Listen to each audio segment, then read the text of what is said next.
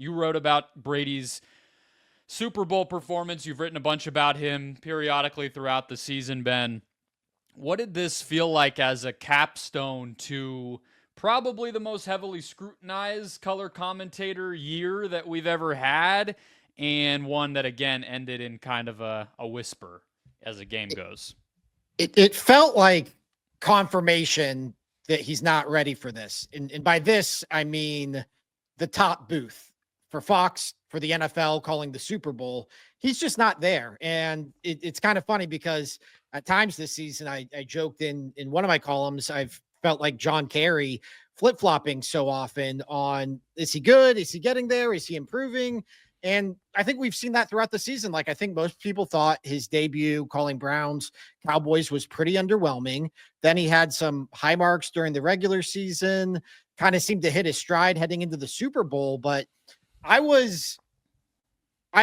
knew my assignment was to review Tom Brady in the Super Bowl. And so you go into the Super Bowl, like having that ear, like you're kind of listening for anecdotes. You're kind of just like you're paying extra attention to how he's doing.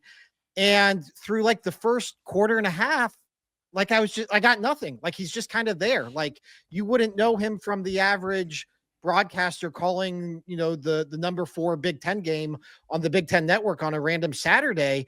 And that's fine. He's not going to trip over himself. He's not going to make a mistake. He's not going to make a blunder. But like, is that what you're paying $375 million for? Is that who you want in the booth? Is somebody who's just there and all he's really bringing to the table is his name value? And so I thought it was a underwhelming Super Bowl for Tom Brady.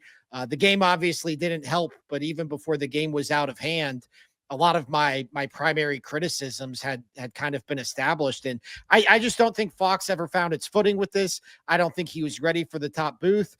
And it's going to be interesting to see where this moves forward with everyone kind of pot committed to him returning to year 2 as the number 1 overall analyst for Fox and by the fact, the NFL. Yeah, the more I thought about Brady and the year and the game and everything else, I actually think like our conversations in your articles, like the through line that I pull from it that feels real to me, feels accurate to me on his season is it. I can clearly see it. It is that he meets the moment of the game that's there, right? Like that first game, the Cowboys Browns game was terrible. And it was a bad one for him to start with because it was a blowout and he was awkward and clumsy and everything else. And then, I think the best game that I felt like he called was somewhat of a blowout, but at least a surprising result, which was that Commanders-Lions game. That felt to me like his best one.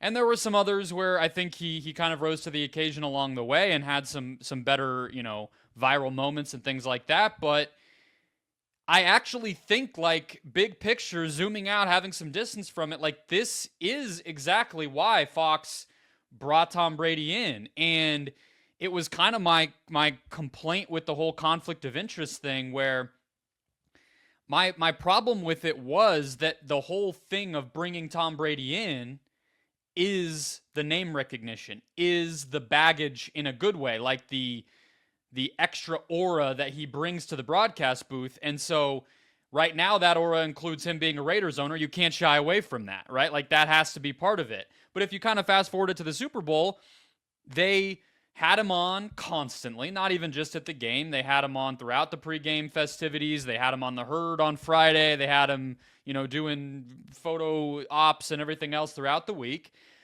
And Fox does big game. That's their reputation. They do big games. They bring the size of that moment. And so it doesn't feel like a coincidence or a surprise that their signature broadcaster would kind of be part and parcel of that philosophy, which is we are here. And even on their pregame show, like they're old guys now, but their cast is way more famous than CBS or even ESPN's is. It's Terry Bradshaw, it's Jimmy Johnson, it's Michael Strahan. Those people are famous people. You watch it because you know who they are. The same thing could be said for Brady. And so it kind of just actually clicked for me at a certain point where I was like, oh, this is the point.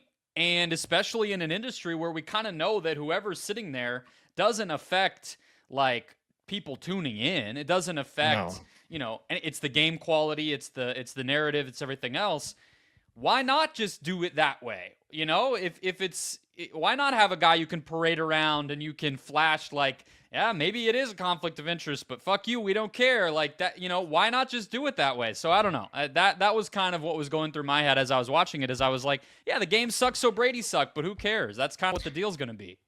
Yeah, and I think Fox is probably ecstatic with how this went, other than the game being a blowout. I mean, even with it being a blowout, it winds up being the most highly rated Super Bowl of all time, or most watched Super Bowl of all time. And I don't think Tom Brady's responsible for that, but he clearly didn't hurt, and he might have attracted, some relatively small number of viewers, but still viewers you're attracting. He's definitely not scaring any viewers off. But it's just, going back to like just the game, the game was a blowout, and that's obviously not ideal for these situations. But he's also the author of the greatest comeback of all time in the NFL. So it's like, it was setting up for him to at least like set the scene for potentially a Chiefs comeback. And they just never even got there. They never even like thought to draw on that experience of Tom Brady leading a 28-3 comeback. But, I think this is, when we did the draft, my whole argument was basically Fox's argument was like, hey, if he can just reach this bare minimum standard, then his fame does the rest. And I think he's like at the bare minimum standard. Like, he's not going to detract from the broadcast. And if the trade-off is a couple of shitty columns from me and Andrew Marchand, then like Fox takes that every day of the week.